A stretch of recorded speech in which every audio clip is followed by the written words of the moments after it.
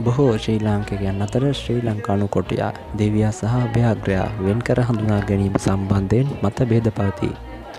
ශ්‍රී ලංකානු කොටියා ශ්‍රී Lankan ලෙපර්ඩ් ශ්‍රී ලංකාවට ආවේනික කොටි විශේෂයක් වන අතර ලෝකයේ කොටි විශේෂ 9ක් ඇත. ඉන් එක් විශේෂයක් ශ්‍රී ලංකානු කොටියා ලෙස නම් කළ හැක.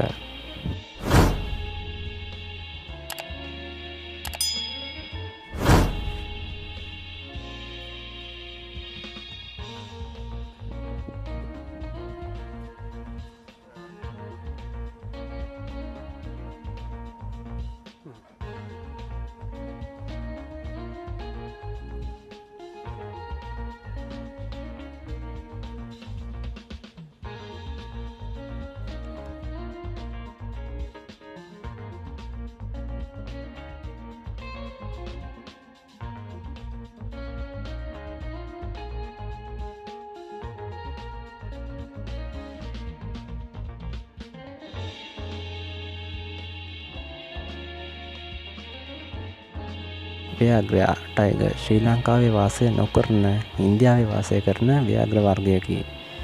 මින් වර්ග කිහිපයක් ඇති අතර බෙන්ගාල ව්‍යාග්‍රයා එන් එක ව්‍යාග්‍ර විශේෂයකි. කොටියා සහ ව්‍යාග්‍රයා අතර ප්‍රධාන වෙනස වන්නේ ව්‍යාග්‍රයාගේ සමෙහි කළු පැහැති රේඛා තිබීමත් කොටියාගේ සමෙහි කළු පැහැති පුල්ලි දෙක ගත හැකි වීමත්ය. නිවැරදි සිංහල භාවිතය අනුව ටයිගර් යනු ව්‍යාග්‍රයා වන අතර ලෙපර්ඩ් යනු කොටියාවේ දිවියන් ලෙස හඳුන්වනු ලබන්නේ කොටියාට අමතරව ශ්‍රී ලංකාවේ වාසය කරන බිලාල පවුලේ සමාජිකයන් තිදෙනා වන අඳුන් දිවියා, කැලෑ බල්ලා හෙවත් බළල් දිවියා සහ ලොව කුඩාම වල් බල්ලා වන කොළ දිවියාය.